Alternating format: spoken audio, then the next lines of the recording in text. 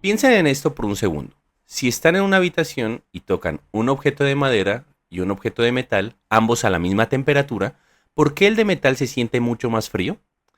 Esa sensación que nos engaña a diario nos lleva a una pregunta fundamental: ¿qué es realmente la temperatura?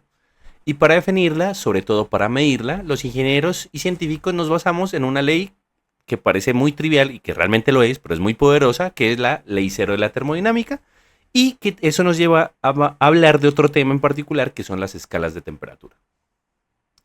Normalmente en nuestra vida diaria, cuando hablamos de temperatura, hablamos de nuestra sensación de frío o de nuestra sensación de caliente.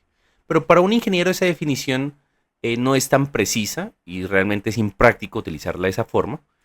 Eh, y nosotros, o se ha definido lo que es la temperatura, ¿sí? Hablando más bien en términos de moléculas, basándonos en el hecho de que un sistema más caliente tiene un conjunto de moléculas que tienen una mayor energía cinética y un sistema más frío tiene un sistema de moléculas que está más quietas y que tienen menor energía cinética. Entonces, la temperatura se ha definido como una medida de la energía cinética promedio de las moléculas. Ahora, eso pasa a nivel microscópico. A nivel macroscópico, nos llega y nos resurge la pregunta que hicimos al inicio: ¿por qué el metal se siente más frío que la madera? No es porque la temperatura sea diferente, no es porque el metal esté más frío en sí, es porque el metal es un excelente conductor térmico. Roba el calor, en este caso de la mano que está en contacto, mucho más rápido que otro objeto como la madera. Y los nervios que tenemos en la mano lo que sienten es esa tasa de transferencia de calor, no la temperatura en sí misma.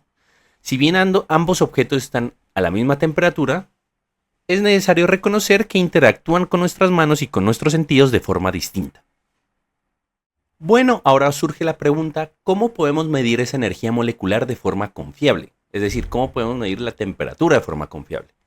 Aquí entra en juego la ley cero de la termodinámica, que dice de esta forma. Bueno, antes de leerla, es necesario apuntar que se llamó ley cero porque se formuló después de la primera y la segunda ley de la termodinámica, y para evitar confusiones se la denominó ley cero para colocarla de primera, y también porque se la consideró aún más fundamental que las dos que habíamos mencionado, que aún no las hemos visto y no las hemos definido, pero que hablaremos de ello, de la primera, la segunda y la tercera ley de la termodinámica en videos posteriores.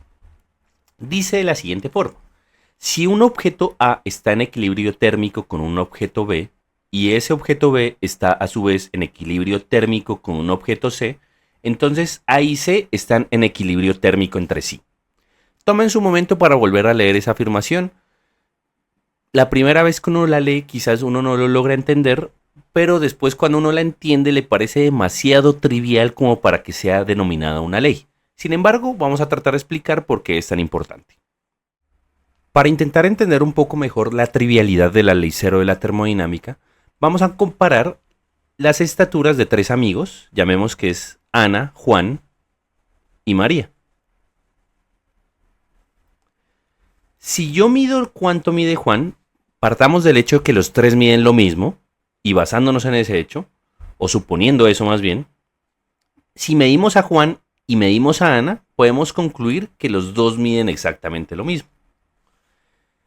Y si por el otro lado medimos a Juan y luego medimos cuánto estatura tiene María, pues podríamos concluir que miden exactamente lo mismo. Es decir, que si Ana mide lo mismo que Juan y Juan mide lo mismo que María, la ley cero de la termodinámica me dice la trivialidad, que es que Ana mide lo mismo que María.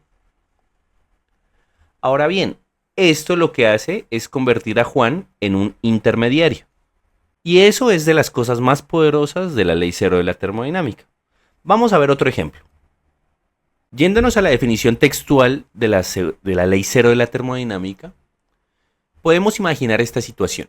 Tenemos una taza de café caliente, que será nuestro objeto A, introducimos un termómetro, que será nuestro objeto B, y esperamos a que la lectura se estabilice, digamos, por decir algo, en 80 grados.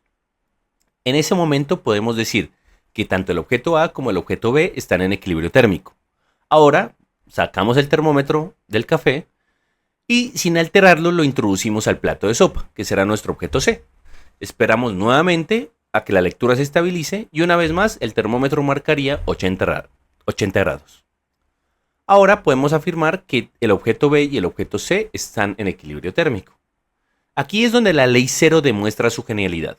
Sin que el café y sin que la sopa se hayan tocado jamás, podemos afirmar con un 100% de certeza que están a la misma temperatura. El termómetro actuó como nuestro intermediario universal y confiable. Este pequeño pero poderoso salto lógico fue la base de toda la metrología térmica.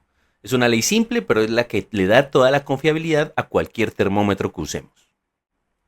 Bueno, y ahora que hemos definido o confiamos plenamente en instrumentos como el termómetro para medir gracias a la ley cero o para expresar las unidades de medición de la temperatura, pues fue necesaria la creación de escalas de temperatura que nos permitieran como ingenieros y como personas de ciencia ponernos de acuerdo en formas de medir la temperatura. Es así como se han creado principalmente 4 escalas de temperatura: la escala Celsius, la escala Fahrenheit, la escala Kelvin y la escala Rankine.